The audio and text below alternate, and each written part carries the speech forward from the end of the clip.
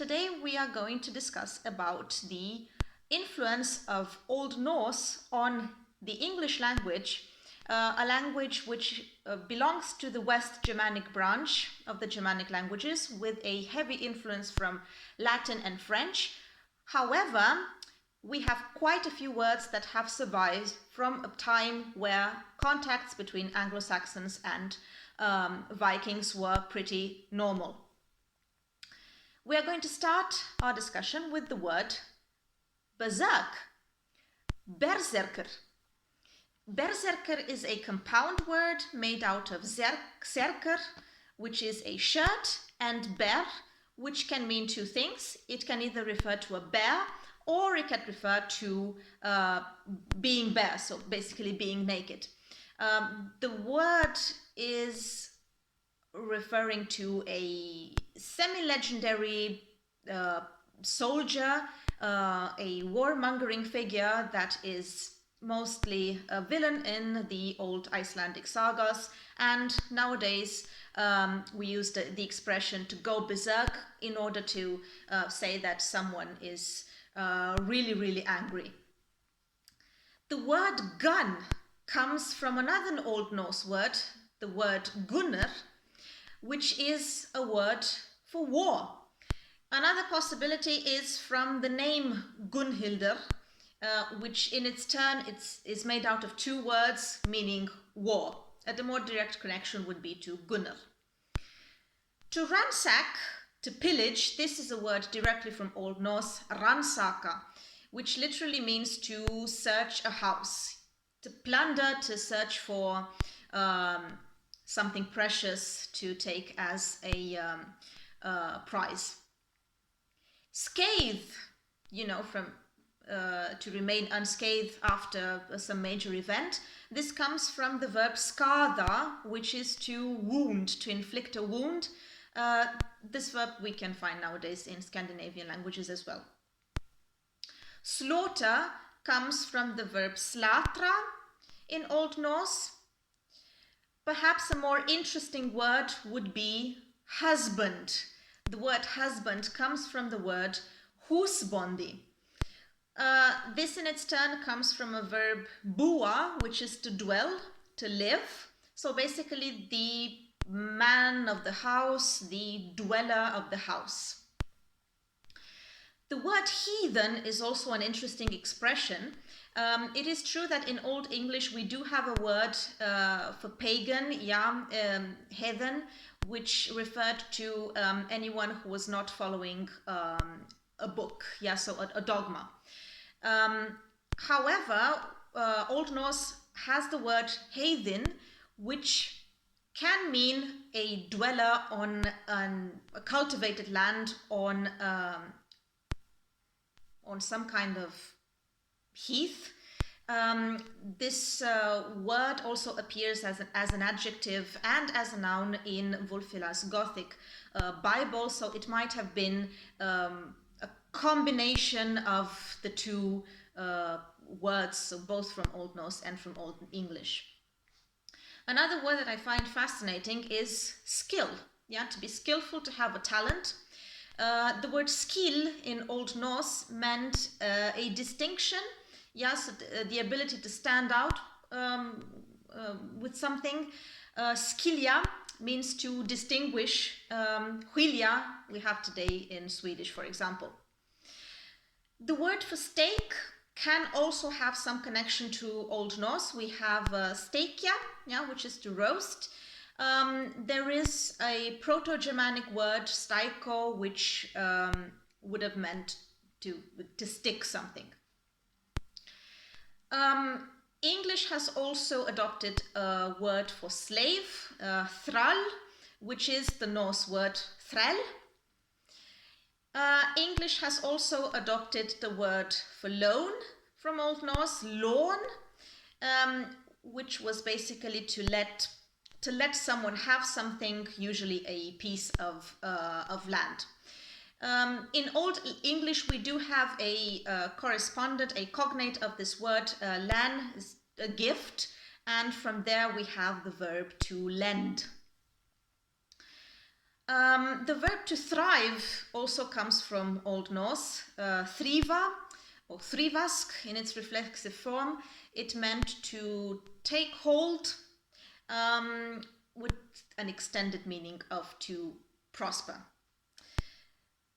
Reindeer comes from Old Norse, hreindýri, dyri actually in Old Norse. Dyr, an animal, we recognize it maybe from the word deer, yeah, in English.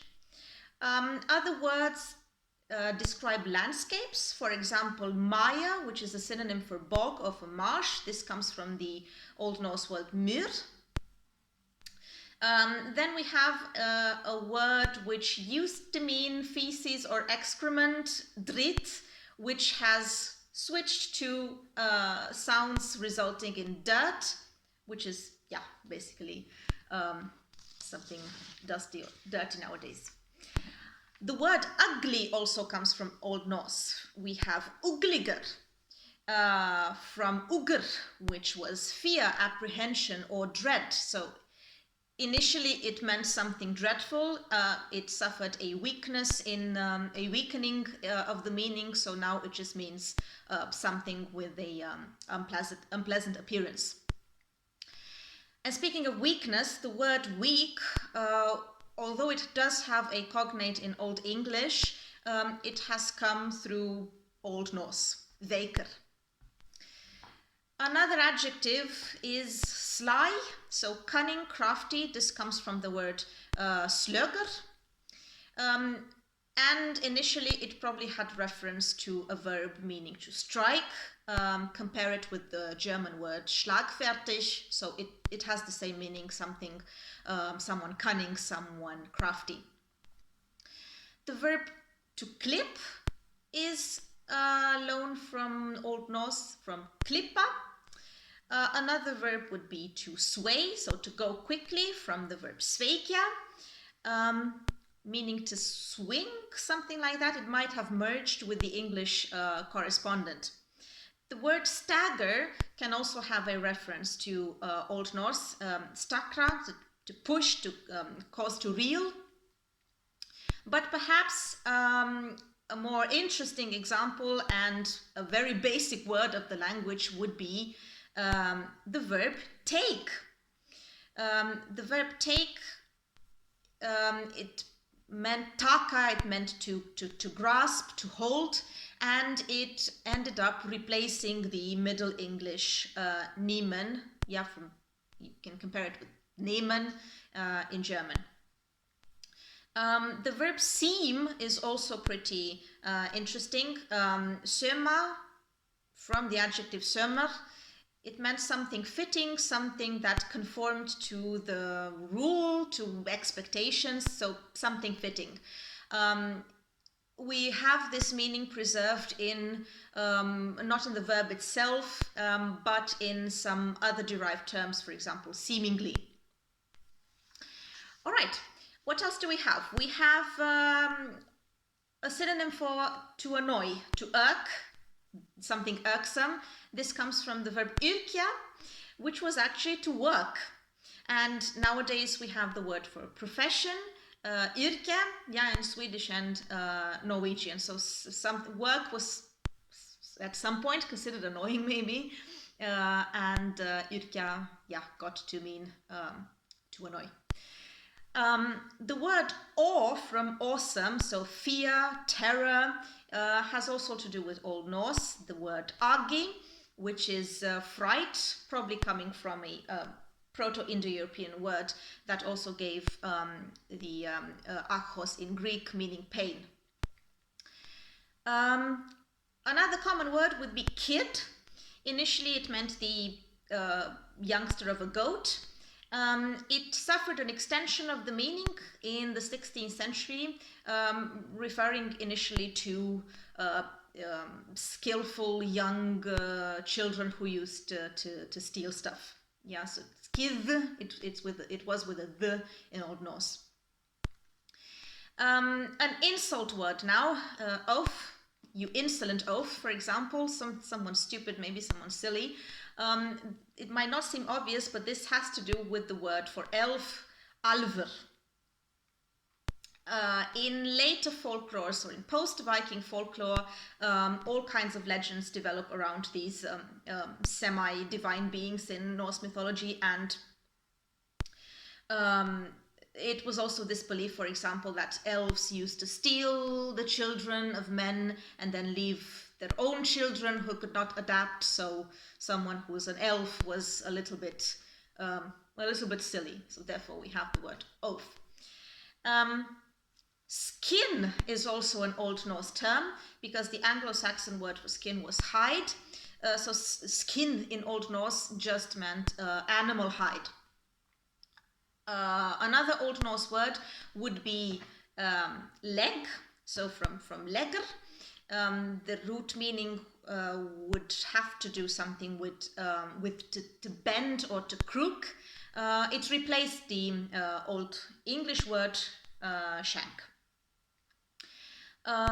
Ill is also a basic word which is Old Norse in origin. Initially, iller meant evil, bad, mean. Beginning with the 15th century, the English word also got to mean sick. Loose. Loose is cognate with the word laus, pronounced nowadays lös. Something not secured, something vacant. The term also existed in Old English, but with a different meaning, with the meaning of false, of incorrect. The verb to cast, to throw, comes from casta. It replaced the Old English verpan, which is the correspondent of werfen. Another pretty common verb is get, geta, which meant not only to obtain or to reach something, but also to be pleased with something.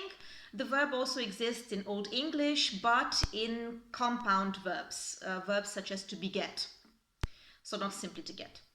Another word which might be Old Norse in origin is back, from buggy, like a pack or a bundle.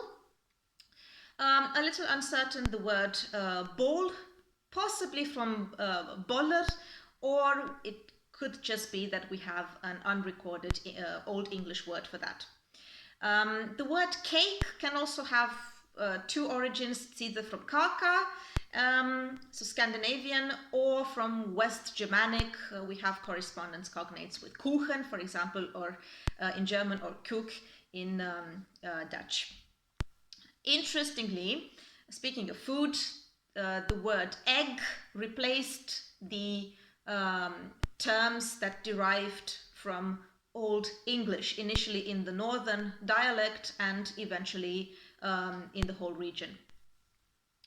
The word loft is also of Old Norse origin because the word in Old Norse means air or sky, and it suffered an extension of meaning in late Old English. We also have the word skirt, which in Old Norse kyrta was a long shirt, so that's why nowadays we just have this meaning of a piece of clothing for your lower body. Also interesting, the word window comes from vindauga. It replaced the Old English word which meant eye hole, and vindauga means the wind eye, vindauga. There are plenty other words that could be added to the list. Comes to mind one more, I guess. The word odd. Strange, so odd. Oddi, it's a third something, so something extra, something additional that does not belong there. I'm gonna end this video by adding the fact that the pronoun, the English pronoun they, so a pretty basic word, also is taken from Old Norse, and it also replaced the Old English terms, which is really, really fascinating. See how in Old Norse we have For the third person plural, we have three words. We have their, thar, and thou. And from that, English borrowed they. All right, so I hope this was interesting for you. I hope that you could now realize how many words in English actually have a connection to Old Norse, and how this shows how close Old English and Old Norse were, and they're also a proof of a piece of evidence for the many contacts that the Anglo-Saxons and Scandinavians had in times gone by, well, I hope you're gonna keep following this channel for more interesting information about either languages and history. Help my channel grow by subscribing, and wish you all the best.